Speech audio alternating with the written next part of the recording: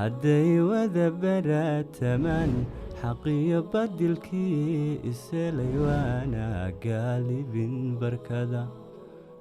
haddaan culimada boqrani samahanagu boorinayn tintiyo kutubkii bilnaa barbaharta u soo laqimi nafluhuma baraarugin. barnaamijkan waxaa ka qayb qaatay maalgelintiisa Hema Books, Telesom Company, Premier Bank, Soltelco. السلام عليكم ورحمة الله وبركاته. وعنا ونكسر نظام بداوة ديال كسر دواء مركلة برنامج كيني عويس كعلماء أو كل كان يدين كيمانية مجرد نيروبي عاصمة الدولة كينيا وحا مدشن مرتي كلن كان يكون مكلا بالشيخ محمد عبدي أمل. الشيخ محمد كسر برنامج كعويس كعلماء حلقة دي هرني محمد عليه الصلاة والسلام حقوق دي سينو كجور هرني حلقة دنا واحد ندول استاجدون صحابة النبي محمد عليه الصلاة والسلام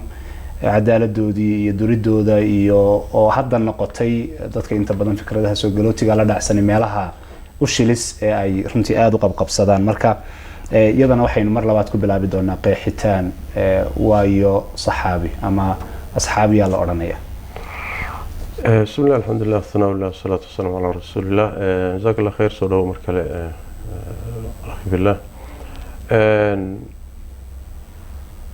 marka la yiraahdo saxaabiya way qeexida u fiican ay culimadu intooda badan qaataan waa qeexida Imam Ibn Hajar al-Asqalani alayhi rahmatullah oo leeyahay saxaabi waxa la yiraahdaa man laqiya an-nabiy sallallahu alayhi wasallam mu'minan bih wa mata ala al-islam walaw takhallal riddatun ala al-asah bulee yani waa cid nabiga nolosha kula kulantay kadibna islaanimo ku dhintay hatta hadii uu mar islaanimada ka baxo soo noqdo kama saarayso inuu saxaabi yahay marka waa dadkii nabiga la kulmay nolosha kula kulmay rumeeyay oo raacay dadkaas saxaaba leeyahay saxaabi macnaha suulay culimada qaar waa jiraan inuu muddo dheer la socday shuruudo noocaas oo kale taa dhigaya laakiin waa laga badan yahay. jazakallahu khayr sheekhana marka sababta in mawduucan u dooranayba waxay tahay in badan dadkan fikradaha soo galootiga la dhacsan meelaha ugu badan ee weerarka hadda ay ku qaadaan ama shaki gelinta ay ka bilaabaan ba saxaabada waxay duraan warintoodii waxay duraan cadaaladooda waxay duraan mawaadiic fara badan oo noocaas oo kala abay shaki gelinta ka bilaabaan ilaa dadka qaarkood ay gaaraan marka iyaguna rag bay ahayn inaguna rag baynu nahay marka su'aasha igu xigta waxay noqon doontaa marka aad soo koobto maxaad isleedahay muxuu yahay ujeedka ugu weyn ee laga leeyahay in saxaabadii nabi maxamed weerar lagu qaado. ujeedada ugu weyn waxa weeyaan oo saxaabada loo weerarayo waa in diinta la buriyo waa tii uu lahaa Abu Zur'at ar-Razi alayhi rahmatullah imaamkii aimada salaf kamid ahaa waxay araadu an yajrahu shuhudana liyubtilu al-kitaba was-sunnah. saxaabadani waa raggii quraanka soo guuriyay xadiista nabiga soo guuriyay nabiga ka maqlay ummadana soo gaarsiiyay waa marxaatiyadii marka dadkii soo naqliyay kuwaasi marka hadii la duro oo ayagii wax laga sheego diintii baa buraysa marka yani diintii waxa soo gudbiyay dad aan fiicnayn bay noqonaysaa waxaan fiicnayn oo fasaqa oo qiimo lahayn waxay soo gudbiyeen wuxuu noqonayaa wax isaguna aan qiimo lahayn marka ujeedku weyn waxa loo socdaa kitaabka in la buriyo sunnadii nabiga la buriyo waa labadii masdar ee nolosha muslimiintu ay ku saleysanayd waay ujeedadu taas waa ujeedada labaad waxa waaye nabiga laftiisa in la duro salawaatu rabbi wasalaamu calayhi لأنه وحوي روح سيدي سو مركا دونيسو إن أدوغاتو قيمه صحيح لو ميزانه هاي عندك أقدو ولا فريستو لأنه ليهي صاحبة ضوء مركا هداد روح دونيسو إن أدوغاتو صاحب كثير وكله مركا هدي لي هذا نبي محمد صاحبتي وهي حمايين يسقون هو حماية كلازميس ما قالت مركا إن النبي قال لك شيء diintana asaaska iyo xididada loo siibo ujeedada ugu muhiimsan ay leeyihiin dadkan saxaabada wax ka sheegaya taa iyada ah wayna u fududaanaysaa qodobkaasi haduu maro oo saxaabada in la duro ay marto mid tilaabada xigtaay waxa weeye diintii oo dhan muxuu ahay kitaabkay keeneen waxba kama jiro sunnadii ay nabiga ka wariyeen dee beenalayaal iyo waxaan waxba ka jirin waxay keeneen maxaa laga qaadan halkaasaa marka la doonaya in la maro aad iyo aad marka waa halkii la doonayay in awr la mariyo in marka hore irbad lagu eego dabeetana way marka qadiyada aad hadalkeedu uu soo noqnoqdo qadiyada cadaaladda marka la joogo warinta saxaabada cadaaladda saxaabadu marka maxay la macno tahay inay dhammaantood cuduul ahaayeen macnaheedu muxuu noqonayaa cadaaladda saxaabadu cadaaladda horta waxaa la yidhaahdaa inuu ruuxu alla ka cabsi leeyahay iyo xalaal miirasho dembiyada waaweyn ka fogaado kuwa yararkaana uusan daa'imin waxyaalaha anshaxa ana oo muruu'ada la yidhaahdana inuu ilaaliyo saxaabadii nebiga sal alla alay wasalam waxay ahaayeen cuduul bay ahaayeen dhammaantood cuduul bay ahaayeen marka la leeyahay macnaheedu waxa waaye nebigana kumana been aruurin jirin diintana kama been sheegi jirin wixii ay nebiga ka maqleen soo guuriyeen waxaba yaraatee iyagana in la tacniyo la duro wax laga sheego sax ma aha cadaaladdu macnaha sidaas weeye lagama wado dembi maynasa geli jirin axaadoodu afraad ahaan marka la yidhaahdo yani bini aadan bay ahaayeen waa khaldami karaan dembiye waaweyn bay qaarkood geli kareen ama ay galeen boo ka dhacday laakiin dembiyada ay galeen ama qaar ka mida ay galeen way ka toobad keeneen in badan oo ka mida ruuxuna hadduu dembiga ka toobad keeno kama laa damba lahu ruuxaan dembi lahayn oo kale ula mid yahay dembiyada qaar ka mida ama arrimaha qaar ka mid oo kale waxaa u geeyey ijtihaad baa u geeyey ruux hadduu ijtihaado ijtihaadku la khaldamana khaladka isaga dembi kuma laha bal ajir buu ku leeyahay sida xadiidkii nabiga ee bukhaari muslim ku yimid tilmaamayo waxaa ka mida maalan waxyaalahay galeen qaar ka mida ta'wiil baa ogey ta'wiilku waxa weeye inaad aada ismoodsiisay inuu sax yahay oo diin yahay ta'wiilkuna waa nooc khata'a ka mida khata'ana saas u fahmay waxan inuu sax yahay buu u fahmay wuu sameeyey marka dadaalka u geeyey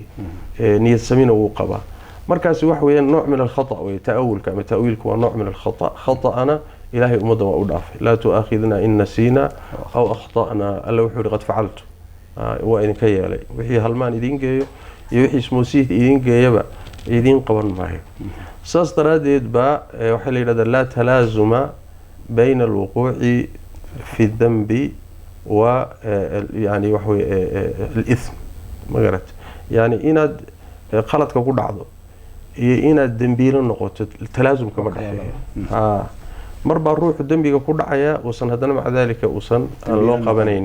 loo qabanaynin ilaa cinda almuctazila la dhaha waa fikr khata'a iyo dembiga in la kala laazimiyo waa fikr muctazila waaye ama fikirka ahlu sunna khata' wuu dhici karaa laakiin dembi inuusan ka dhalin baa dhici karaysa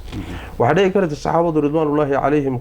khaladaad ka dhaco laakiin khaladkaasi marka loo fiiriyo maxaasintoodii wanaaggii ay ummadda u qabteen wax yar buu noqonaya oo dhibic ah magarat marka cadaaladda saxaabadu ilaahay baa tabaaraka wa tacaala tacdiiliyey oo inay cuduul yihiin ilaahay baa sheegay cid ilaahay ka sugayso dee laga sugayay taa marka yaa hadiiba ilaahay ku sheegay inay cuduul yihiin oo qur-aanka intaasoo aayadood ilaahay ku sheegay cidda kaleetee hadda la weydiinaya saxaabadii nebigu macaadiliin baa yaa waay marka isla qodobkaas aan usoo socday oo ah sidii markii hore aad sheegtay haddaynu muslimiin nahay meesha isha aynu ka qaadano axkaamtu waa qur-aanka iyo sunnada marka mawduucan saxaabada marka la joogo qur-aanka iyo sunnadu siday uga hadleen qodobka iminka aad sheegaysaa in ilaahay tacdiiliyey ma jirtaa aayad ama xadiid si gaara uga waramaya cadaaladoodii inay dad wanaagsan ahaayeen qur-aanka aayadihiisu macnaha ka hadlay way fara badan yihiin aaday u badan yihiin sunnada nebiguna sal alla alay wasalam saxaabada ka hadashay taskiyeysayna waa mutawaatir waa darajo xadiid gaadho midda ugu sarreysa xagga sugnaanta ayay gaadhay haddaan qur-aanku kale matalan soo qaadano allah tabaaraka wa tacaala iska dhaaf inuu iyaga taskiyeeye liibaanta wuxuu ku xidhay in ridihiisa la gaadho in iyaga la raaco والسابقون الأولون من المهاجرين والأنصار والذين اتبعوهم بإحسان رضي الله عنهم ورضوا عنه marka in ilaahay raali ka noqdo janno aad gasho waxay ku xidhan tahay inaad dariiqi saxaabada marto muhaajiriin iyo ansaar iyo dadka raacay uu ilaahay mar kale Allah tabaaraka wa tacaala ummadihii kale iimaankooda wuxuu miisaan uga dhigay iimaanka saxaabada فإن آمنوا بمثل ما آمنتم به فقد اهتدوا وإن تولوا فإنما هم في شقاق إيمانكينا أدرميسين مثل إذا هذي الرميان وي هانونين هديك لو يقرب مرين سومالي يعني خطاب كان أمد النبي قوي لكن ادعوا رزقوا دعي وصحابة بمثل ما آمنتم مرك إيمانكي صحابة أياب ميزان قياس ومدها كلا لو ميزان ميو آيات كانوا في سورة كشرتا فتحي وكإلهي تبارك وتعالى كشيغي إن إلهي لازميي كلمة التقوى وألزمهم كلمة التقوى وكانوا أحق بها وأهلها كلمة التوحيد كيدي يددك أحق لها صحابة النبي صلى الله عليه وسلم كهر وكإلهي أصحاب بيعة الرضوان إلهي سوى تسكيه لقد رضي الله عن المؤمنين الذين يبايعونك تحت الشجرة فعلم ما في قلوبهم كن يدور بغور النبي حي هميشا بيعة النبي صلى الله عليه وسلم لما كسورتنا وكإلهي محمد رسول الله والذين معه أشداء على الكفار رحماء بينهم إلهي لا تبارك وتعالى ليغيظ بهم الكفار وآيات أكاقاتي الإمام مالك عليه رحمة الله في رواية علماء كلنا يكون راعين عدي صحابة النبي صلى الله عليه وسلم حقدي هي عقدد وهيساي نوصا مسلم هين لأن عدة أي كعريسيس الصحابة دي وحقبت كودي وقال ليغيظ بهم الكفار مركل الله تبارك وتعالى وكشيغي مؤمنين تا اسكال فيغا صدح بكدغي للفقراء المهاجرين وقالوا قولada labaadna waxa weeye walladina tabawwa'u ad-dar wa ansara qolada saddexaad ee mu'miniintu waxa walladina jaa'u min ba'dihim yaquluna rabbana ighfir lana wa li ikhwanina alladhina sabaquna bil iman saxaabadii bay u ducaynayaan waa saddexda muhaajiri ansari iyo mid aan uqdad u haynin oo u ducaynaya mid marka caayahaya wax ka sheegaya xisaabta kuma jiro ilaahay xisaabta kuma darin marka aayaadka macnaha tilmaamaya aad bay u farbadan laakiin ar-rasuul walladina aamanu ma'ahu wala amay markan laakiin ar-rasuul walladina aamanu ma'ahu jahadu bi amwalihim wa anfusihim wa ulaa'ika lahumul khayrat wa ulaa'ika humul muflihun Muhammad iyo dadkii la socday baa leeyahay ee raacay ee la jihaaday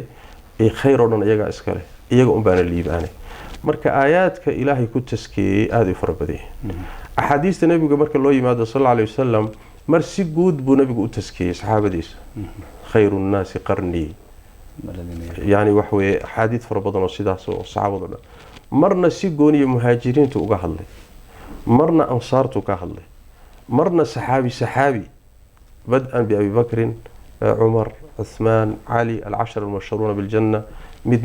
مد والبهدنا مناقب توضا أي نبي صلى الله عليه وسلم في الجملة وحي سووا إيمانيسا نصوص تصل المركة إن صحابة النبي صلى الله عليه وسلم سجود أي أهايين دد إلهي أكتس قيمة كله وأن استاهلين إن لعاية ومحلق الشيء لا تصبوا أصحابي وكنبي صلى الله عليه وسلم صحابة دا عاينة مركة ممنا أبالك أي أمدا كليهين يدينت أي كليهين ما إن لعاية ما استاهلان إن يعني وحوي إلهي الله بري وترضي إلهي كرر النقض اللي هذا الدين نمسه قاعدين هذين الصحابة الجهاد كذي يشير لهين هذين النفط ودي مال كذا النبي قال لك قرب يستاهل مركو النبي يقول دينتين صلى الله عليه وسلم الدين انتي حبارين أين أدونك كلا جالسين لهين صومالي مسلم ما بتشيرين بقى صومال مركا ماش الله صعدنا وقضب كايسقام واحد قال هذا يا قال الراعي هذا يا واحد كانت واحد الصعدان وهالكاوه صحابة النبي صلى الله عليه وسلم دور قولوا وإسلامك كو أبترصدا هي أصل أهان تاريخ لغا هيا لكن يعني شيء كذا خوارج توكله وكوي صحابة قار جالسي ولا دقالمي ولا فهم كان لقلوا عليه لكن يجوا اسكن يدفعناه قولوا الله بأنه الرافضة الشيعة أيها فكر كودو من يتسمين زنادقة أبورتي الدين لا ويالا أبوري والصحابة وحكا الشيء قوضا إني أمران دين تدومين تيدا أصلا وحي فكرة داسي كاتمت فرص والصحابة بيشيانكي دولة حقوق بدن بقى هيدا أدونك واقع دولة وحقوق بدن مركم الصحابة دي بربوريي عقدت بي قبيل مركا إني دي أسعليان دب عابدكي فكرة دي بيشيانكي أيام تيبا مركا وحي كاكا شهدين لينا قاعد كاضي aynu islaamka gudihiisa ka dagaalano marka halkaasa marka waxaa ka timid fikradda ah inay gabaad ka dhigtaan aalubeydka saxaabada nebiga sal alla alay wasalam si ay u caayaan oo u burburiyaan oo diinta sida ay ugu duraan markay diinta uga takhalusaan marka qoladaasi raafidadu waa qolada caanka ku caayitaanka saxaabada iyo wax ka sheegooda ujeedadooduna taasay fikradan asalkeedu halkaasi ka timid oo waxay ahayd fikradda siisoo loogu talagalay in diinta lagaga takhaluso dariiqana uu noqdo saxaabada wax ka sheegeen jazakallahu khayr sheekhana si fiican baad runtii ugu dheeraatay doodaha inta badan dadkan fikradaha soo galootiga la dhacsan aad mooday inay hadda buunbuuniyaan oo ku celceliyaan waxa kamid ah wixii saxaabada dhexdooda ka dhacay waqtiga nabigu dhintay calayhi salaatu wasalaam kadib dhacdooyinkii dhacay ayaa waxay ka dhigaan in la qariyay dabeetana maxaa loo sheegi waayey maxaa caynkan loo odhan waayey dagaal halkaa ka socda marka si guud sideeba qofka muslimka ah qumani uu uga badbaadi karaa wixii saxaabada dhexdooda ka dhacay horta mid waa muhiim in la ogaado muslimiin ku dagaalamay ijtihaad ku dagaalamay oo kanina isleeyahay hadaa saxsan diinta ilaahay iyo sharciga ilaahay baa sidan aad ku taageeraysaa midna sidoo kale uu isleeyahay labaduna ehel u yihiin inay ijtihaadaan khaladka ay ku dagaalamaan waa tii aan hadda kasoo hadlaynay oo nin kasta oo ijtihaadkiisa ajir buu ku leeyahay ismigiisana ilaahay waa u dhaafaya xadiidkii nabiga sallallahu alayhi wasallam ida ijtahada al-haakim waa qodob labana in la ogaado weeyaan oo dagaalka muslimiinta dhex maraya xataa hadduu xaq darro yahay xataa uusan ijtihaad ku salaysnayn gaalnimo ma keeno ma garad wain طائفتان من المؤمنين اقتتلوا من المؤمنين وكي مسلم كدلي الله كلها تبارك وتعالى ولالك في سورة البقرة مركا حددك إساقصا صح دقال بيقلين دقالك فتنو أها وحرب فتنو أها دقال كودا قولا كوكر لهيد ما قرت قولا كوكر لهيد لا شك في ذلك حديث كان نبي تلمامي صلى الله عليه وسلم لكن maxaa u geeyay ijtihaad iyo ta'wiil baa u geeyay ijtihaadka iyo ta'wiilka u geeyana wuxuu keenayaa in laga gaabsado wixii saxaabada dhex maray madhabka ahlusunna waljamaaca waa sidaas ilaahayba hadduusan zamankaasi na joojinin oo gacanteena uusan ku sababin nin saxaabiya dhiiggiisa in carabkaaga adigoo intaasoo qarni ka dambeeyay aada dhiigoodii kaga qayb qaadato waxa weeyaan waa arrin culayskeeda la waayo saas daraadeed baa culimada muslimiintu iyagoo saxaabadii nebiga ixtiraamaya iyo khayrkii iyo wanaaggii ay lahaayeen iyo diintan wixii ay u galeen iyo ummadeeda ayay waxay soo saareen qaacido dhahaysa wixii saxaabada dhex maray ha laga gaabsado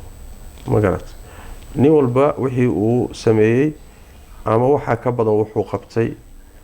oo khaladku galay waxyar buu noqoni marka loo fiiriyo xasanaadkiisa iyo wanaaggu la yimid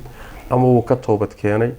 ama ijtihaad baa u geeyey oo ijtihaadka waa kaan soo tilmaanay ama ta'awul nooc khata ah oo ilaahayba ummadan ka saamaxay baa u geeyey yani wax weeye meelahaasay masaladu mari laakiin in laga dhigto wasiilo iyo jid loo maro saxaabada wax ka sheegooda wixii dhex maray iyaga dhexdooda waa madhabka khawaarijta marka koobaad Soomaaliya caalamka hadda inuu ururadan afkaarta xaq jirka ay dhahaan xambaarsan inay la dagaalamaan Soomaaliya dhanka kalena isla afkaartii lafteediiba intay soo xambaaraan ayay gaaladii iyo munaafiqiintii iyo kuwii la socday iyo bay doonayaan inay diinta ku dumiyaan oo watan hadda aan tilmaamayno masaladaas marka wax weeye mas'ala khatiir ah waana meesha ay ka soo galaan firaqdii horena ay saxaabada duritaankooda ka soo galeen kuwan hadda joogana waa meesha ay doonayaan inay ka galaan maxaa loo qariyay hadda lama baqarininba kutubta siyarka iyo taariikhda wixii dhacay tafaasiil bay u qoreen inkastoo riwaayaad fara badan oo daciifa ama mawduuca ka buuxa oo lama kala saarin sida xadiidka loo kala saaro kale riwaayaadka taariikhiga amaynan helin in la kala hufo walow gadaal dambe dadaal badan la geliyay sidaas laakiin waa la qoray dhacdooyinkii baa la qoray xataa yaa ku dhintay baa la qoray sababadeedii baa la qoray cudurdaarkii la lahaa baa la qoray kulli wax walba waa qoran yihiin jazakallahu khayr sheekhana marka su'aal hore oo runtii ay ahayd inaan xagga hore ku daro oo saxaabada iyaduna xiriir gaar ah la leh waqtiyadan dambana meesha dagaalka ugu badan runtii uu aad ugu socdo marka la doonayay in saxaabada la durana riwaayada la duraa riwaayada marka la rabo in la durana Abu Hurayra la duraa marka su'aasha aan doonayna ku weydiiyo waxa weeyaan Abu Hurayra maxaa loogu dhagan yahay horey waxaan usoo sheegnay saxaabada waxa loogu dhagan yahay oo loo caayayo ujeedada la leeyahay waxa weeye in diinta la dumiyo diinta quraanka kariimka ah ilaahay baa ilaaliyay oo nin hadda u hawoon kara quraanku wax kama jiraan way ama been way dhihi karaya ma jira oo adag tahay xadiistii baa marka oo quraanka sharxaysay ayay dad badan isku dayeen inay ay qeyb ka mid ah dumiyaan oo meesha ka saaraan ilaahay tabaaraka wa tacaala wuxuu u soo saaro oo ku xifdiyay xadiista nabiga sallallahu alayhi wasallam ilaa maalinkii saxaabadu joogeen ilaa intii axaadiista la diiwaan gelinayay rag noloshoodii oo dhan ku bixiyay si ay axaadiista nabiga wixii sugan ay meel u saari lahaayeen wixii lagu soo darayna ay meesha uga saari lahaayeen noloshoodii cimrigoodii dhan bay ku bixiyeen culimada muxaddiiinta waana cilmigan loo yaqaano cilmiga naqdiga iyo jarxu tacdiilka ay dhahaan yani wax weeyaan taariikhda muslimiinta ayaa iska leh wax la kala hufo wax la kala shaandheeyo la kala gurguriyo waxaan sax ma ah waxaan sax weeye qawaacid iyo nidaam lagu kala saaro loo sameeyo xataa ahlu sunnah iska leh waa nidaamka ugu adag ee war lagu hubiyo waay ilaahay amarkii markaad shiicada garab dhigto shiicadu ma laha qawaacid naqdi ma laha saas daradeed kutubtooda waxaa ka buuxa khuraafaad iyo abaatiil iyo Abu Jacfar baa yidhi iyo Maxamed Jacfar Saadiq baa yidhi waxaas tifka marka xadiistii nabiga maadaama masterka labaad tahay marka ee quraanka soo raaca quraankiina fasiraysa waxaa laga galaa marka Abu Hurayra lagu maagay waa ninka ugu badan ee nabiga sallallahu alayhi wasallam xadiista ka wariyay gaaladu marka waxay ku maageen iyo munaafiqiintii mustashriqiintii kuwa raacsan Abu Hurayra hadii laga takhaluso qayb dhan oo xadiistii nabiga kamid intii u badnayd baa ka takhalusteen waay marka Abu Hurayra hal maartay shaqaha laga dhigto sanadkii 7 buu soo islaamay waqti yar buu nabiga la joogay seeb xadiista inta la ku xifdiyay ayaduna iska cadahay nabiga u duceeyay sallallahu alayhi wasallam fit sayyidi u duceeyay sallallahu alayhi wasallam maalinkii nabigu u duceeyay waa kale waxaan xifdiyay waliga ma halmaamin waa mid labaad ee saxaabadu sidoo sheegayo way mashquulsanaayeen oo ganacsiye iyo waxyaalo ku mashquuleen isagoo laakiin shaqo kale ma lahayn nabigu ag joogay wuxuu yiraahdana waa qabanay nabigu ag joogay waa qaban shaqo kale ma ahayn gaajo sakaraad la aha oo adduunyo kale ma tabcanaynin marka ilaahay baa u soo diray inuu yani uu xadiista inta laag nabiga ka reebo sallallahu alayhi wasallam oo uu ka wariyo marka Abu Hurayra waxa lagu maagan yahay wax kale ma aha waa qayb muhiima oo kamida sunnadii iyo xadiista nabiga sallallahu alayhi wasallam ayuu xambaarsan yahay isaga hadii laga takhalusana waxa la rumaysan yahay wixii uu keenayna inay raacayaan oo wariyay marka baabka un bay iyaduna maraysa hore uga soo hadlay tamaam daawadayaal Sheekh Maxamed Cabdi Umal oo kulankan martiigu ahaa ayaa intaasi waraysigiisa ku soo gabagabeynay intaynu kulankan mid lamid ah ku kulmi doono waxaan idinkaga tagay asaasiina nabadgelyo wasalaamu calaykum wa rahmatullaahi wa barakaatuh